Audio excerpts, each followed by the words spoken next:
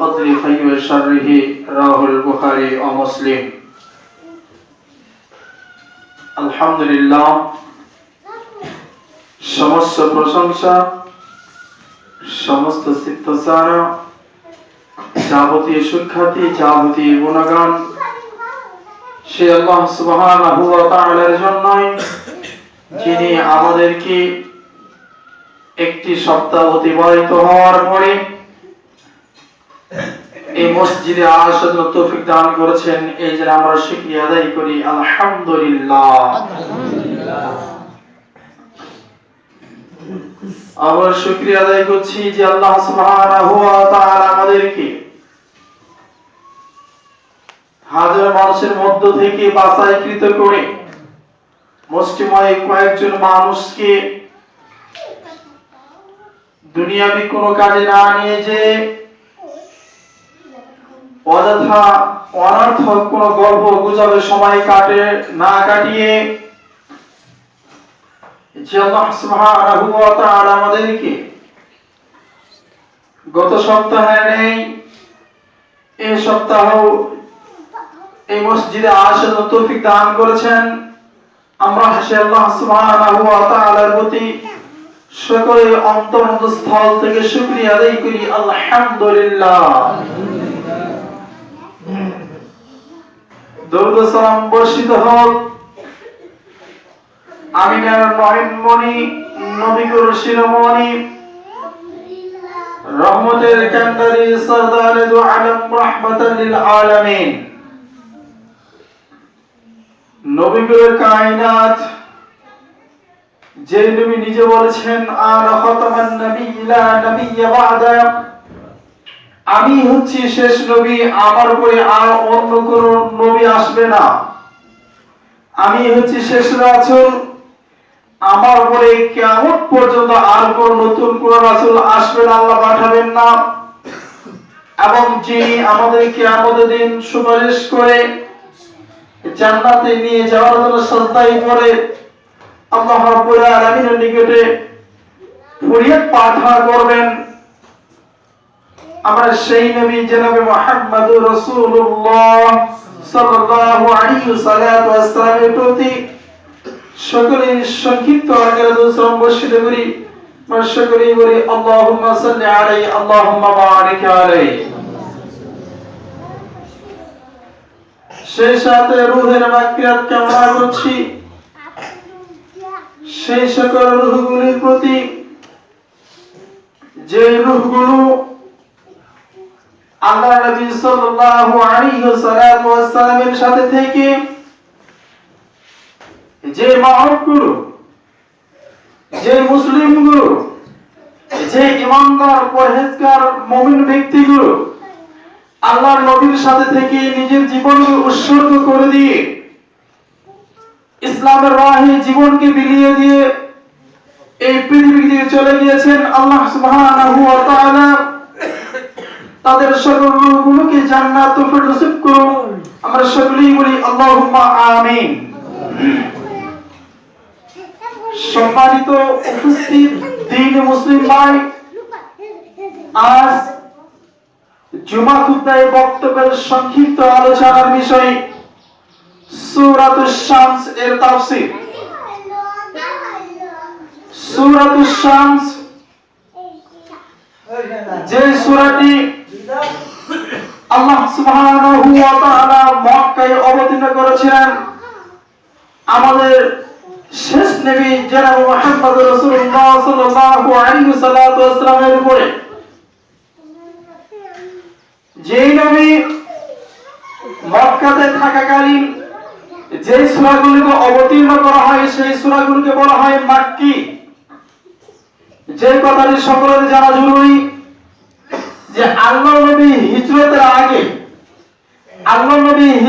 আগে অর্থাৎ তিনি মক্কা থেকে মদিনায় যাননি, তার আগ মুহূর্তে যে আয়াতগুলো যে সূরাগুলো অবতীর্ণ হয়েছে সেই সূরাগুলো সেই আয়াতগুলোকে বলা হয় মাক্কি।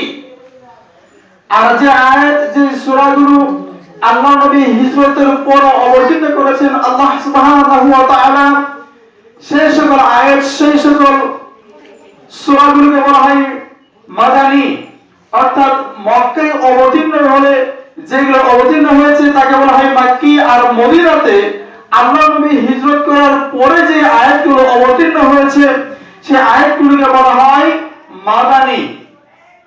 তো আল্লাহ নবী সাল্লাল্লাহু আলাইহি ওয়াসাল্লাম মক্কায় থাকাকালীন যতগুলো সূরা অবতীর্ণ হয়েছে তার মধ্যে উল্লেখযোগ্য একটি সূরা হচ্ছে সূরাতুশ শামস। সূরাতুশ শামস এর আয়াত হচ্ছে 15টি। এই সূরাতুশ শামসে আল্লাহ সুবহানাহু ওয়া তাআলা কোরআনের মাঝখানে 114টি সূরা রয়েছে। 114টি সূরার কোন একটি জায়গাতে তিনি একেবারে একাধারে 7টি কোন জায়গাতে কসম খাননি। আল্লাহ সুবহানাহু ওয়া তাআলা একমাত্র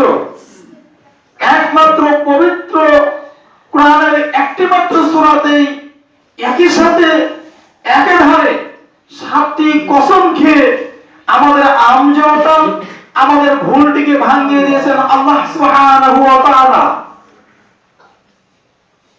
যেটা আমরা বলে থাকি যে আমাদের ভাগ্যে তো আল্লাহ লিখে দিয়েছেন, আমাদের ভাগ্যে এত কিছু হবে, তাহলে আমরা কেনই বা ইবাদত করব, কেনই বা আমরা এত কষ্ট স্বীকার করে নিব।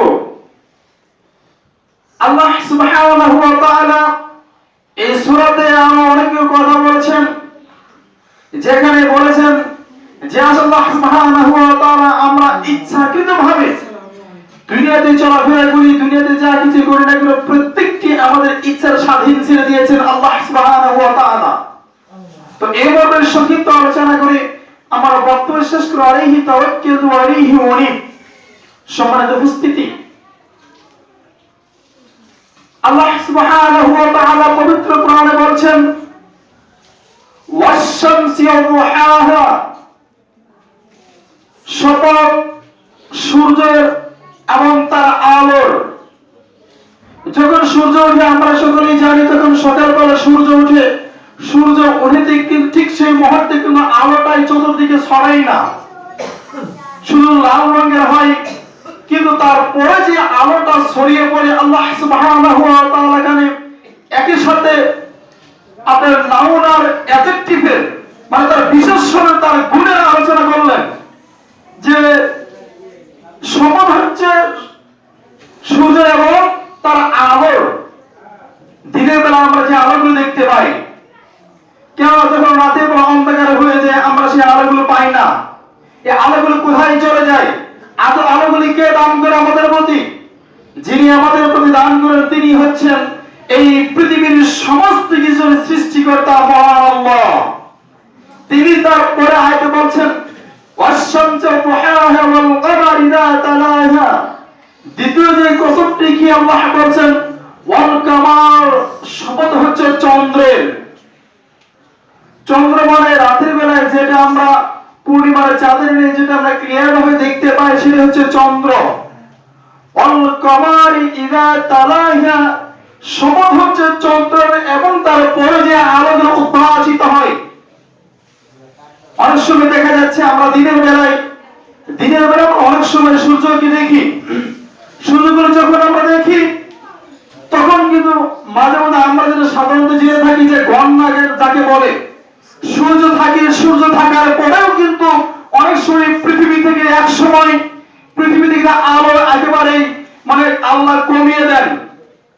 পৃথিবী থেকে আল্লাহ যে এই আলোগুলোকে কমিয়ে দেন, আল্লাহ তো ঠিক সেই মুহূর্তে সূর্য তো পৃথিবীতে ছিল। ভালো করে বিষয়টা বোঝার চেষ্টা করবেন যে পৃথিবীতে সূর্য থাকলেই তো শুধু আলো থাকবে এমনটি কোনো শর্ত নেই। কারণ সূর্য থাকলেই যদি আলো থাকে তাহলে ঠিক সেই মুহূর্তে আলো কেন থাকে না। এই জন্য আল্লাহ বলছেন যে আমি কসম খেয়েছি এই সূর্যের এবং তার আলোর, চন্দ্র এবং তার আলোর।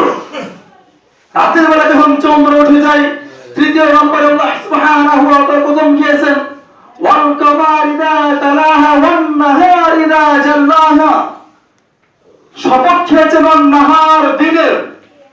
আল্লাহ সুবহানাহু ওয়া তাআলা এখানে দিনের শপথ খেলেন এবং দিনের বেলা যে আলোটা ছড়িয়ে পড়ে, দিন অনেক সময় অন্ধকারে আচ্ছন্ন ছেয়ে মেঘাচ্ছন্ন থাকে, অনেক সময় অনেক মুসিবতে ঘিরে বসে, কিন্তু সেটাকে না বলে আল্লাহ বলছে যে দিনের যে আলোটা রয়েছে এই আলোর সপক্ষে আল্লাহ বলছেন। এরপর আল্লাহ আরেকটি শপথ খেয়েছেন। কি শপথ খেয়েছেন? ওয়াস-সামাই ওয়া মা বানাহা, যিনি এই আকাশকে তৈরি করেছেন। আল্লাহ সুবহানাহু ওয়া তাআলা আল্লাহ কিন্তু এখানে নিজের নামে কসম খেতে পারতেন, কিন্তু তিনি নিজের নামে কসম না খেয়ে কেন কসম খেয়েছেন? তিনার তৈরি যে আকাশ রয়েছে, তিনার যে সৃষ্টি যে আকাশ রয়েছে, আকাশের ওয়াস-সামাই ওয়া মা বানাহা, আল্লাহ সুবহানাহু শপথ করে বলছেন যে আকাশের এবং এই আকাশকে যিনি এই খুঁটিবিহীন এই উপরে রেখে দিয়েছেন। এখানে একটি অত্যন্ত একটা গুরুত্বপূর্ণ একটা বিষয় সেটা হচ্ছে যে আমরা যদি একটা ঘরকে যদি আমরা রেখে দিয়েছি, সামান্য যদি একটা ছাতাকে আমরা রাখি, এরপরে ছাতার যদি একটা খুঁটি লাগে, আমরা যেটাকে ধরি সেটা খুঁটি শুরু, আমরা চারকারি বা যেটাই রাখি না কেন সেখানে কিন্তু খুঁটি লাগে। যদি আমার একটা ছাদ বিল্ডিং করতে যাই, অনেকগুলো নিচে ভিত্তি স্থাপন করে তারপর উপরে ছাদ দিতে হয়, কিন্তু আল্লাহ সুবহানাহু ওয়া তাআলা এই সারা পৃথিবীর শুরু থেকে আজও পর্যন্ত কোন বিজ্ঞানী পূর্ব থেকে পশ্চিম, উত্তর থেকে দক্ষিণে কোন ব্যক্তি পৌঁছতে পারেনি যে তার সীমানা কত দূর পর্যন্ত। এত বড় একটা ছাদ, এত বড় একটা আকাশ, তিনি একমাত্র বিনা খুঁটি যিনি টিকিয়ে রেখেছেন তিনি হচ্ছেন আল্লাহ। এই আমরা শুকরিয়া আদায় করি আলহামদুলিল্লাহ। কারণ আমরা যদি মাত্র ছোট্ট একটা বিল্ডিং তৈরি এতগুলো আমরা খুঁটি দেই, এর কোনো ভূমিকম্পে আমাদের একটা সেকেন্ডই ধ্বংস করে দেয়, কিন্তু এই পৃথিবীর সূচনা মাত্র থেকে কিয়ামত পর্যন্ত আল্লাহ খুঁটি ছাড়া রেখেছেন, খুঁটি ছাড়াই রাখবেন। তাহলে এত কিছুর ক্ষমতা যিনি আছেন তিনি হচ্ছেন আমাদের রব, আমাদের সৃষ্টিকর্তা, আমাদের আল্লাহ। এরপরে আল্লাহ সুবহানাহু ওয়া তাআলা তার পর আয়াতে বলছেন ওয়াল আরদি ওয়া মা তুহাহা, শপথ হয়েছে ওয়াল আরদ জমিনের, তুহাহা এবং যে জমিনগুলো বিস্তৃত করে দিয়েছেন তার। আল্লাহ সুবহানাহু ওয়া তাআলা এখানে কয়েকটি জিনিসের শপথ খেয়ে প্রথম বললেন যে আমি শপথ খেলাম সূর্যর। ভালো করে শুনবেন যে কোরআনের মাঝখানে কোন একটা সূরাতে একই ধারে 7টা কোন কসম আল্লাহ খায়নি। একটি মাত্র কথা বলার জন্য আল্লাহ সুবহানাহু ওয়া তাআলা 7টি কসম খেয়েছেন। তার প্রথম নম্বর যে কসম খেয়েছেন সেখানে বলছেন শপথ কসম সেই সূর্যর এবং তার আলোর, শপথ চন্দ্রের এবং তার আলোর, শপথ হয়েছে আকাশের এবং যখন আকাশ বিস্তৃত করে দিয়েছেন তার, শপথ হয়েছে জমিনের এবং জমিনকে যিনি বিছানা স্বরূপ করে দিয়েছেন। এরপরে আল্লাহ সুবহানাহু ওয়া তাআলা বলেন আস-সামাই ওয়া মা বানাল আরদি ওয়া মা তুহাহা ওয়া নাফসিন ওয়া মা সাওয়াহা। ও নাফসিন 6 নম্বর শপথটি আল্লাহ বলেন ওয়া নাফসিন ওয়া মা সাওয়াহা, শপথ হচ্ছে মানুষের রূহ। আমাদের যে রূহটা আল্লাহ সুবহানাহু ওয়া তাআলা দিয়েছেন, এই রূহের শপথ খেয়ে আল্লাহ বলছেন যেটা আমাদের শুরুতেই বলেছি, যেটা আমাদের মাঝখানে যে আল্লাহই তো ভাগ্য নির্ধারণ করে দিয়েছে, আমরা তো কেন কষ্ট করতে যাব? আল্লাহ যদি জান্নাত জাহান্নাম কপালে রেখে দিয়ে থাকেন তাহলে তো নামাজ পড়তে কি কারণে, এত আল্লাহর ইবাদত করা না কি কারণে, এত হালাল হারাম বেঁচে খেতে হবে কি কারণে? আল্লাহ তো ভাগ্যে রেখেই দিয়েছে। জি না, আল্লাহ ভাগ্য রেখে দিয়েছেন, ঠিক আছে। এখানে এই ভাগ্যর কথাটাকে খণ্ডন করার জন্য আল্লাহ 7টি কসম খেয়ে বললেন অকত খাবানান দাসাহা والسماء وما بناه والأرض وما طحاها ونفس وما سواها فألهمها فجورها وتقواها। এখানে যে কথাটি বলার জন্য আল্লাহ 7টা শপথ খেলেন তার কারণ হচ্ছে ফালহামাহা ফুজুরাহা ওয়া তাকওয়াহা। আমি আল্লাহ মানুষদেরকে পাওয়ার দিয়েছি, শক্তি দিয়েছি। আমি আল্লাহ মানুষদেরকে জ্ঞান বুদ্ধি দিয়েছি। আমি আল্লাহ মানুষের হিতাহিত জ্ঞান দিয়েছি। কুকুরকে, চতুষ্পদ প্রাণীকে, হিংস্র জানোয়ারকে আমি কিন্তু এই জ্ঞানটি তাদের দেয়নি, কিন্তু এরপরও তারা কিন্তু সেই আল্লাহকে মানে কিন্তু আদম দুই পা আদম সুন্দর নিমগ্ন আদম সন্তান কিন্তু আল্লাহকে মানতে চায় না। চতুষ্প প্রাণী যাদেরকে দেখলে মানুষে মারে, চতুষ্প প্রাণী নেই তাদের কোনো থাকার জায়গা নেই, খাওয়ার কোনো ঠিক ঠিকানা, কে কখন কোথায় খাচ্ছে, কিন্তু মানুষকে আল্লাহ সুবহানাহু ওয়া তাআলা তৈরি করেছেন, সুন্দর বাসস্থান দিয়েছেন, সুন্দর আকৃতি সৃষ্টি করেছেন। আশরাফুল মাখলুকাতের সর্বশ্রেষ্ঠতম যে সৃষ্টিজীব সে হচ্ছে মানব জাতি। আর এই মানব জাতি আল্লাহ বলছেন যে ফালহামাহা ফুজুরাহা ওয়া তাকওয়াহা, আমি মানুষদেরকে ভালো এবং মন্দ দুটাই বোঝার জন্য জ্ঞান দান করেছি। সুবহানাল্লাহ। আল্লাহ প্রথমে 7টি জিনিসের কসম খেলেন। কসম খেয়ে শুধু এই কথাটা বলার জন্যই যে আমি মানুষদেরকে জ্ঞান দান করেছি ভালোটাও বোঝার জন্য, মন্দটাও বোঝার জন্য। এখন যদি সে নিজের জ্ঞানকে, নিজের বিবেককে প্রশ্ন করে সে যেদিকে ধাবিত হবে, আমি আল্লাহ তাকে সেদিকেই ধাবিত করব। এখানে আমরা অনেকে দোষ দিয়ে থাকি আল্লাহ, যে আল্লাহ তো ভাগ্য আমাদের অনেক কিছু লিখে দিয়েছেন, জি আমাদের ভাগ্যে অনেক কিছু লিখে দিয়েছেন। তাকদীর কা লেখা কিছু কে মালুম নেই, ভাগ্যের লেখা কারো জানা নেই। ভাগ্য যেটা থাকবে সেটা কিন্তু পরিবর্তন হয় না দোয়া ব্যতীত। যদি কোনো দোয়া করে, আল্লাহ রাসূল বলেছেন যদি কোনো ব্যক্তির ভাগ্যে লেখা আছে জাহান্নাম, ভাগ্যে লেখা আছে জাহান্নাম, কিন্তু সেই ব্যক্তি আল্লাহ সুবহানাহু ওয়া তাআলার দেওয়া বিবেক অনুযায়ী, আল্লাহ যে আয়াতটাতে এই 8 নম্বরে জায়গাতে যে আল্লাহ বললেন যে আল্লাহ যে মানুষকে বিবেক দিয়েছে, এটাতে কিন্তু আল্লাহ জান্নাত জাহান্নামকে একেবারে খাস করে বলেননি। এখানে আল্লাহ বলছেন যে আমি মানুষ জাতিকে জ্ঞান দান করেছি ভালো মন্দ বোঝার। ফালহামাহা ফুজুরাহা ওয়া তাকওয়াহা, সে যদি জ্ঞান সম্পন্ন হয়, সে যদি নিজের বিবেককে খাটায়, তাহলে সেই ব্যক্তি তাকওয়াহা তাকওয়াশীল হবে। আর সে যদি নিজের বিবেককে না খাটায়, সে যদি আল্লাহ ত্রয়ী কাজ করে, সে তাকওয়াশীল হবে না। অথচ আল্লাহ তার কপালে লিখে রেখেছেন জান্নাত। কিন্তু দুনিয়াতে আল্লাহ যে বিবেক দিয়েছেন, যে জ্ঞান দিয়েছেন, সেটাকে অবলম্বন না করার কারণে আল্লাহ জান্নাতকে কেটে তাকে জাহান্নামের বাসিন্দা বানিয়ে দিবেন। নাউযুবিল্লাহ। সম্মানিত উপস্থিতি, কথাটা কিন্তু একেবারে ছোট নয়। এখানে মানুষের জীবন, মানুষের পরকালে যে জীবনটা রয়েছে, এখানে সেই কথাটা কিন্তু নির্ভর করছে। আমরা কিন্তু অনেক সময় দোষ দিয়ে থাকি, শুধু আল্লাহকে দোষ দেই যে না আল্লাহকে দেখে দোষ রাখেননি। আল্লাহ মানুষকে বিবেক দিয়েছে, বুদ্ধি দিয়েছে, আত্মসংযম দিয়েছে।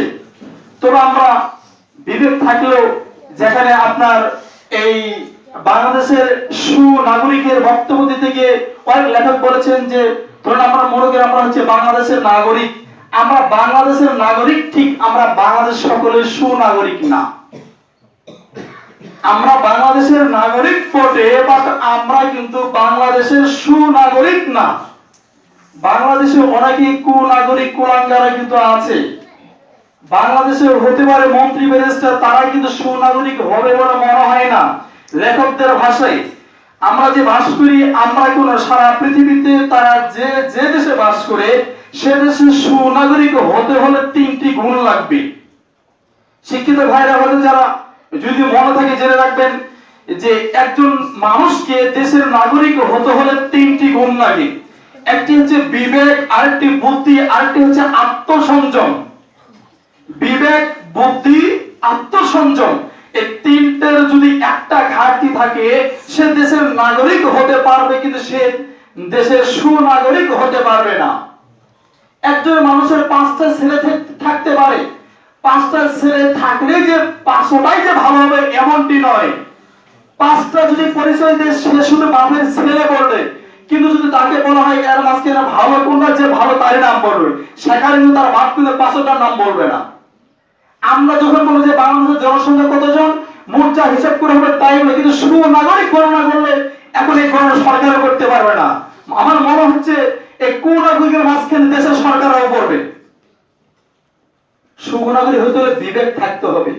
বিবেক দিয়ে আপনি একটা কাজ করছেন, সেই কাজটাকে আপনাকে বুদ্ধি থাকতে হবে। বুদ্ধি দিয়ে কাজ করে বিবেক দ্বারা বুঝতে হবে এবং বুঝে যে এই কাজটার ফলাফল কত দূর পর্যন্ত যেতে পারে। আমি যে একটা কথা ছেড়ে দিলাম, আমি যে এই কাজটি করছি, এর গভীরতা, এর মাধুর্যতা, এর লম্বা কত দূর পর্যন্ত যেতে পারে, যে কাজ করার সময় বুঝে, কাজটা বুঝে করে এবং তার শেষ ফলাফল সম্বন্ধে চিন্তা করে, সেই হচ্ছে একজন দেশের সুনাগরিক। এবং প্রাকৃতিক যারা আল্লাহর প্রাকৃতিক যে বান্দা, আল্লাহ কেন 7টি কসম খেয়ে বললেন যে আমি মানব জাতিকে বিবেক দিয়েছি, বুদ্ধি দিয়েছি, বিবেক বুদ্ধি আত্মসংযম দিয়ে তাদের যে হিতাহিত জ্ঞান দান করেছি, এই হিতাহিত জ্ঞান দিয়ে যারা আল্লাহকে ডাকবে, আল্লাহ সুবহানাহু ওয়া তাআলা তার যদি কপালে জাহান্নামে লেখা থাকে, সেই জাহান্নামকে কেটে দিয়ে আল্লাহ জান্নাতি ব্যক্তি হিসেবে কবুল ও মঞ্জুরি করে নেবেন। সুবহানাল্লাহ। তাহলে এখানে কিসের কারণে? কারণটি হচ্ছে যে বিবেক দ্বারা বুঝে আল্লাহর ইবাদত করতে হবে। কিন্তু আমরা তো সোজা এক কথায় ছেড়ে দিই যে সবই তো আল্লাহর ইচ্ছা, আল্লাহ যদি এটা না করেন তাহলে কি কাজটা হতো? কাজটা হতো না। কিন্তু আল্লাহ কিন্তু দুনিয়াতে মানুষকে পাঠিয়ে দিয়েছেন, একটা স্বাধীনতা দিয়েছেন, একটা স্বাধীনতা দিয়েছেন। মানুষ স্বাধীনভাবে আপনি যে কিছু করতে পারেন। আপনাকে ভালোটা বোঝার ক্ষমতা দিয়েছেন আল্লাহ, মন্দটা বোঝার ক্ষমতা দিয়েছেন আল্লাহ। কিন্তু এটাকে যে পার্থক্য করে যে আল্লাহর ইবাদত করতে হবে, সেই হচ্ছে আল্লাহর প্রাকৃতিক ঈমানদার ব্যক্তি। সম্মানিত উপস্থিতি, এরপরে আল্লাহ সুবহানাহু ওয়া তাআলা অনেকগুলো কথা বলেছেন। যেহেতু সময় শেষ, তো বিশেষ করে এখানে আমাদের প্রাকৃতিক যে কথাটি আমাদের উপলব্ধি করতে হবে যে আমরা অন্তত আজ থেকে এতটুকু আল্লাহকে দোষ দিব না যে আল্লাহ ভাগ্য রেখে দিয়েছেন। ভাগ্যকে পরিবর্তন করার দোয়া রয়েছে। দোয়া মানে আল্লাহর যে দোয়া বলতে খালি হাত উঠে মোনাজাত, এর নাম দোয়া নয়। দোয়া আর মোনাজাতের ব্যাপারটা কিন্তু পার্থক্য। প্রায়ই বলে থাকি এর নাম হচ্ছে মোনাজাত, এর নাম হচ্ছে মোনাজাত। আর বাপটাই আলাদা, জিন্সটাই আলাদা, মাদ্দাই আলাদা। এটা হচ্ছে মোনাজাত, আর এটা হচ্ছে দোয়া। আমরা রাতের বেলা ঘুম আসে, ওটা একটা দোয়া। আমরা ভাত খাই, ওটা একটা দোয়া। আমরা নামাজে দাঁড়ায় যখন রুকু সিজদার মাঝখানে গেলে পড়ি দোয়া, এগুলো দোয়া। তো সেখানে মানে যেখানে দোয়া সেখানে হাত তুলি না, অন্য একটি জায়গাতে এমনিতে হাত তুলি। টয়লেটেও দোয়া, তো সেখানে হাত তুলেন না কেন? তো যাই হোক, ওদিকে যাচ্ছি না। বলছিলাম যে দোয়া বলতে যে আমরা বুঝবো না যে শুধু হাত তুলে মোনাজাত করলে আল্লাহ শুধু ভাগ্যটা পরিবর্তন করে দিবে, এর নাম দোয়া নয়। দোয়া হচ্ছে এই যে নামাজটা পড়ি, এটা একটা জিকির, এটা একটা হচ্ছে দোয়া। আমরা যে আল্লাহর ইবাদত করব, এটাই হচ্ছে একটা দোয়া, এটাই হচ্ছে আল্লাহর একটা ইবাদত। আমরা সাধারণত মনে করে থাকি যে শুধু রাতের বেলা একেবারে হইল করে চিল্লাচিল্লি করে জিকির করে, এর নামই হচ্ছে শুধু জিকির। জিকিরের অনেকগুলো অর্থ রয়েছে। তার প্রথম নম্বর অর্থ, জিকিরের অর্থ হচ্ছে সালাত। কিন্তু সেই সালাতটাকে আমরা ছেড়ে দেই। তো যাই হোক, সম্মানিত উপস্থিতি, বিশেষ করে যেটা বলতে যাচ্ছিলাম যে আল্লাহ এখানে বলছেন যে ভাগ্যটা আল্লাহ মানুষের কাছে ছেড়ে দিয়েছে দোয়ার মাধ্যমে এবং মানুষের ইবাদতের মাধ্যমে, এবং সর্বোপরি আল্লাহ যে আদেশগুলো করেছেন সেগুলো পালন করার মাধ্যমে আল্লাহ সুবহানাহু ভাগ্যকে পরিবর্তন করতে পারেন। অতএব আল্লাহ সুবহানাহু ওয়া তাআলা আমাদেরকে তারা ইবাদত করে এবং জান্নাতি ব্যক্তি হিসেবে কবুল করুন। আল্লাহুম্মা আমিন।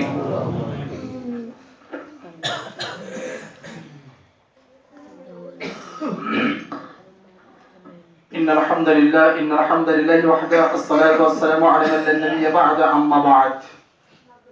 সম্মানিত উপস্থিতি, আজকে জুমা খুতবায় বক্তব্যের সংক্ষিপ্ত আলোচনার বিষয় ছিল সূরাতুশ শামস।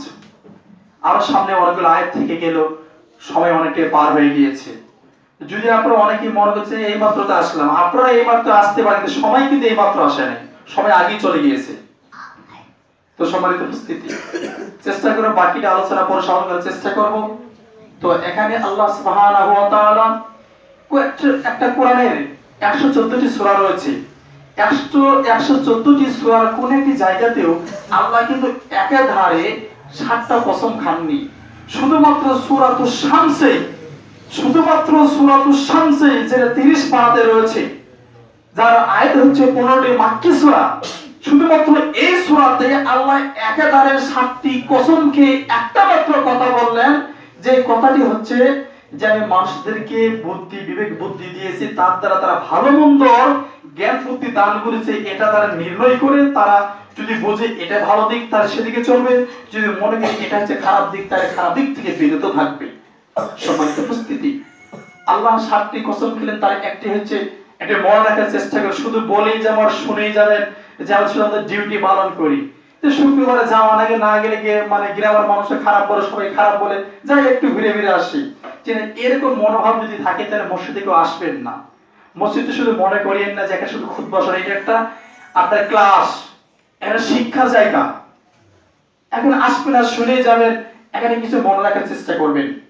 আল্লাহ যেখানে 7টি কসম খেয়েছেন, তার প্রথম নম্বর কসমটি খেয়েছেন সূর্যের, দ্বিতীয় কসম খেয়েছেন চন্দ্রের, তৃতীয় কসম খেয়েছেন আকাশের, এরপরে কসম খেয়েছেন জমিনের, এরপরে কসম খেয়েছেন মানুষের যে নফসটি রয়েছে সেই নফসের, এবং কসম খেয়েছেন আলোর। এখানে এই কসমগুলো খেয়ে আল্লাহ আমাদের যে কথাটা বললেন, বিবেক বুদ্ধি দিয়েছেন অর্থাৎ আল্লাহর ইবাদত করার জন্য। আল্লাহ সুবহানাহু ওয়া তাআলা আমাদের তিনার এই ইবাদত করার তৌফিক দান করুক, আমরা সকলেই বলি আল্লাহুম্মা আমিন। সম্মানিত উপস্থিতি, আমি আপনাদের উদারত আহ্বান জানাবো যে প্রায় বলে থাকি দিনটি এখন অনেকটাই ছোট। আপনারা দেখা যাচ্ছে যে আমরা রমজান মাসে 7টার সময় মাগরিবের নামাজ পড়ছি, মানুষের 7টা পার হয়ে গিয়েছে, 6টা 58 পর্যন্ত আমরা ইফতার করেছি, আর এখন 6টা 58 এশার নামাজে জামাত হয় অনেক জায়গাতে, তাহলে অনেকটা দিন শুরু হয়ে এসেছে। তো আমাদের এই জমা খুবদের অনেক জায়গাতে, আমি যত জায়গাতে থেকেছি প্রত্যেকটা জায়গাতে দিন শুরু হয়ে পরে 12:30টার পরে 12:30 12:30 কিছুক্ষণ আগেই খুতবা ওটা হয়েছে। এখানে শুধু এসে দেখেছি তো 1:45, এরপরও তো যাই হোক এখন পরিস্থিতি মনে করে তো এরপর যেহেতু দিনটা ছোট, এর কারণে কয়েক সপ্তাহ আগেই বলে দিয়েছি যে হয়তো 12:30টায় খুতবা 1টায় শেষ। কাজ তো করবেনই, এই মসজিদ থেকে বাড়িতে পুস্তকের মরে গেলে জীবন শেষ, পাওয়ার যার যত শক্তি সব শক্তি সেখানেই শেষ। এত কিছু করতেছেন, পৃথিবীতে যা কিছু করতেছেন সমস্ত কিছুর ভাগী রয়েছে, সমস্ত কিছুর অংশীদার রয়েছে। পৃথিবীতে যা কিছু করতেছি আমরা সমস্ত কিছুরই অংশীদার রয়েছে। কিন্তু আপনি টাকা পয়সা যা কিছু থাকে শুধুমাত্র দুইটার অংশীদার, একটা যা খান আপনি শেষ করলেন, আর আপনি যা আমল করেন এটাই শুধু আপনার থেকে গেল। এছাড়া ছেলে মেয়ে যা কিছু আছে সবকিছু রেখে যাবেন, কোনো কাজে কিন্তু আসবে না যদি আপনি মরার আগে যদি নিজের জন্য কিছু না করে যেতে পারেন। তো যাই হোক সম্মানিত মুসলিম, অন্তত শুক্রবার একটা দিন আগে আসার চেষ্টা করবেন। আল্লাহ রাসূল বলেছেন যদি কোনো ব্যক্তি শুক্রবারে একটা জুমা থেকে আরেকটা জুমায় আসে, আল্লাহ তার একটা সপ্তাহের মাঝখানে সমস্ত সগীরা গুনাহকে ক্ষমা করে দেন। সুবহানাল্লাহ। যেটা প্রায় বলে থাকি যে আল্লাহ রাসূল বলেছেন প্রথম যে ব্যক্তি মসজিদে প্রবেশ করবে আরাফার ময়দানে একটা উটকে কুরবানি দিলে যতটুকু নেকি হবে, মসজিদে প্রথম যে ব্যক্তি প্রবেশ করবে তার আমলনামে ততটুকু নেকি দিবেন। সুবহানাল্লাহ। তাহলে এই নেকিগুলো নামাজের জন্য নয়, এই নেকিটা হচ্ছে শুধু আসার কারণে প্রথমে। তো আপনারা এই কাজগুলো যেগুলো আসলে আমরা দেখতে পারি না, দেখতে পারে আমরা সবাই আসবেন না। দেখা যাচ্ছে এখানে খিচুড়ি দেওয়া হয় তো আমরা আগে আগে আসে, আর আপনি শুধু খিচুড়ি খাই শেষ, কিন্তু এর যে নেকিটা, এই যে সওয়াবটা পৃথিবীকে যদি এক জায়গায় করা হয় তার থেকে সওয়াবটা বেশি হবে। সুবহানাল্লাহ। তাহলে এটাকে যদি আমরা বাহ্যিকভাবে দেখতে পারতেছি না, কিন্তু কিয়ামতের দিন কিন্তু আমরা সব দেখতে পাবো। তবে সম্মানিত উপস্থিতি, এই সওয়াবটা নেওয়ার জন্য সবাই চেষ্টা করব। আর শুক্রবারের সকলে আগে আসার চেষ্টা করবেন। আর মেয়েদের মাঝখানে অনেকে দেখলাম যে আপনারা এখন আপনারা অনেক মেয়ে কথা বলছেন, খুতবার মাঝখানে অনেক কথা এসেছে এই পাশে, আপনারা কেউ কথা বলবেন না। আপনারা কেউ কথা শুরুতেও আসে অনেকে বাড়ির গল্প শুরু করে দেন, কে কোন গল্প কি করেছেন সেটা আপনাদের মসজিদে আসার বাইরে রেখে চলে আসবেন। মসজিদে এসে নামাজ পড়ে বাকিটা পড়বেন, কিন্তু মসজিদে থাকাকালীন কেউ কোনো গল্প করবেন না। মসজিদে আসার পরে সেফ শুধু আসবেন, আসার পরে যদি জুমার দিনে যারা আসবেন জুমার দিনে আজান হোক বা আর না হোক, শুরুতেই এসে 2 রাকাত সালাত পড়বেন। আল্লাহ রাসূল বলেন ইজা দাখালা আহাদাকুমুল মসজিদ, যখন তোমাদের কোন ব্যক্তি মসজিদে প্রবেশ করবে, ফালা ইয়াজলিস, সে বসবে না, হাত্তা ইসাল্লি রাকাতাইন, যতক্ষণ পর্যন্ত 2 রাকাত সালাত না পড়েছে। অতএব সকলে এসে মসজিদে 2 রাকাত সালাত পড়ে যদি মনে করেন এরপর নফল পড়তে পারেন, পরে আপনি একেবারে নিস্তব্ধ শব্দহীন ভাবে, মাথার উপর যদি মনে করে একটা পাখি বসে আছে, পাখি যদি মনে না করে যে এটা মানুষ, পাখি যদি মনে করে এটা ডাল, এভাবে এসে মসজিদে বসে থাকবে, মনে মনে তাসবিহ তাহলিল করবেন, কিন্তু এমনিতে অনর্থক কোনো গল্পগুজব করবেন না। যত গল্পগুজব সব মসজিদে এসে শুরু করে দেন। সম্মানিত উপস্থিতি, যাই হোক সর্বোপরি আমি আপনাদের আবার উদারত আহ্বান জানাচ্ছি, সকলে একটু আগে আসার চেষ্টা করবেন। আল্লাহ সুবহানাহু ওয়া তাআলা আমাদের সকলকে অন্তত এই শুক্রবার দিন আগে এসে তৌফিক দান করুক। আমরা সকলেই বলি আল্লাহুম্মা আমিন।